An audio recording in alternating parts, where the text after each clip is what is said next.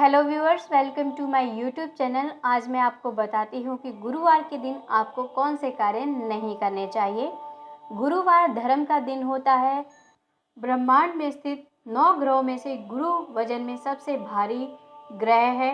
यही कारण है कि इस दिन हर वो काम जिससे किसी शरीर या घर में हल्कापन आता हो, ऐसे कामों को करने से मना किया गया है, क्योंकि ऐसा करने से गुरु ग्रह हल्का होता है, यानी कि गुरु के प्रभाव में आने वाले कारक तत्वों का प्रभाव हल्का हो जाता है। गुरु धर्म व शिक्षा का कारक ग्रह है। गुरु ग्रह को कमजोर करने से शिक्षा में असफलता मिलती है, साथ ही धार्मिक कार्यों में झुकाव भी कम होता चला जाता है। तो चलिए जानते हैं कौन से हैं वो कार्य जो गुरुवार को नहीं करने चाहिए। गुरुवार को कभी भी स्त्रियों को बाल नहीं धोने चाहिए। गुरुवार को अगर स्त्रियां बाल धोती हैं तो इससे उनके पति और संतान की उन्नति रुक जाती है।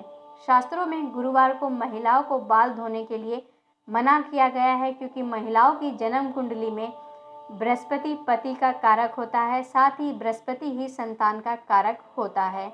बृहस्पति को सिर धोना बृहस्पति को कमजोर बनाता है, जिससे कि बृहस्पति के शुभ प्रभाव में कमी होती है।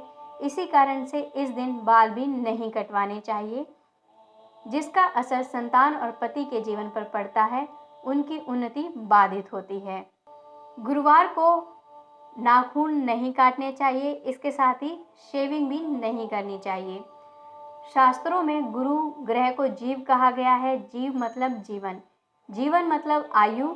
गुरु को नेल कटिंग और शेविंग करना गुरु ग्रह को कमजोर करता है, जिससे जीवन शक्ति दुष्प्रभावित होती है। उम्र में से दिन कम करता है। ये घर में किए गए कुछ कार्य भी बृहस्पति को कमजोर करते हैं। कौन से हैं वो कार्य? जिस प्रकार बृहस्पति का प्रभाव शरीर पर पड़ता है, उसी प्रकार से घर पर भी बृहस्पति का प्रभाव पड़ता है। वास्तु के अनुसार घर में ईशान कोण का स्वामी गुरु होता है। ईशान कोण का संबंध परिवार के नन्हे सदस्यों यानी कि बच्चों से होता है। साथ ही घर के पुत्र संतान का संबंध भी इसी कोण से होता है।